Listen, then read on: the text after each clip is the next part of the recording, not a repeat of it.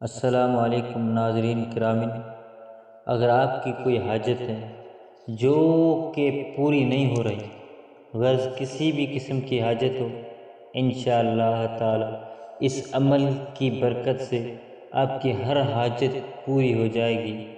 سب سے پہلے تو 5 نمازوں کی پابندی کریں اور رزق حلال کا اہتمام کریں۔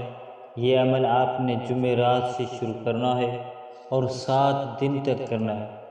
جب آپ سونے جائیں تو باوضو ہو کر 100 مرتبہ یا حسیب پڑھیں اور آخر ایک بار درود شریف پڑھیں۔